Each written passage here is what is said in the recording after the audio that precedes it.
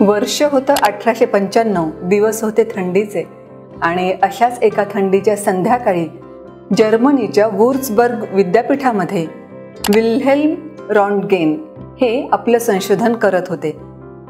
काचेच्या नळीमध्ये विजेच्या सहाय्यानं किरणं तयार करणं त्यांचं चालू होतं आणि त्यावरच भरपूर सारे प्रयोग चालू असताना अचानक त्यांच्या असं लक्षात आलं की एक स्क्रीन आपोआपच प्रकाशमान झाली आहे. हे असं कसं होऊ शकतं? त्यांना मोठाच प्रश्न पडला. त्यांनी तिथले सगळे लाईट्स बंद केले तरी सुद्धा ती स्क्रीन प्रकाशमान झालेलीच होती. मग आणखी नेमकं खात्री करून घेण्यासाठी काय करता येईल हा विचार करून त्यांनी स्वतःचा हात त्या किरणांच्या समोर ठेवला. खरं तर ही काचेची नळी जी होती ती सुद्धा एका गडद पट्टीनं पूर्ण कव्हर करण्यात आलेली होती, तरी सुद्धा तो प्रकाश तिथे येतच होता.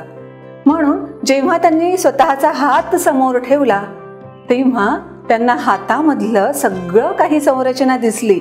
इतकंच नाही तर त्यांच्या बोटामध्ये अंगठी जी होती ना, ती अंगठी सुद्धा अगदी स्पष्टपणे ओळखू येत होती.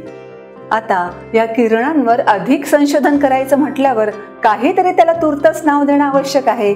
हा विचार करून त्यांनी त्या किरणांना नाव दिलं एक्स आणि त्याचं नंतरही नाव एक्स तसंच राहिलं बरं का. अगदी बरोबर, मी बोलते आहे क्ष किरणांबद्दल, एक्सरेज बद्दल. विल्हेल्म रॉन्टगेन यांनी हा शोध लावला आणि त्यासाठी त्यांना नोबेल पारितोषिक सुद्धा मिळालं.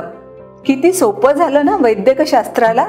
म्हणजे कुठल्याही प्रकारची चिरफाड न करता मानवाच्या शरीरामध्ये डोकवून बघणं हे त्यांना शक्य झालंय.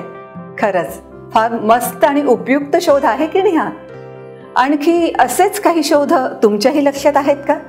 त्याबद्दल आम्ही बोलावं, त्या संदर्भात व्हिडिओज करावे असं तुम्हाला वाटत असेल तर त्या संदर्भातलं खाली आम्हाला कमेंट बॉक्समध्ये लिहून अवश्य कळवा.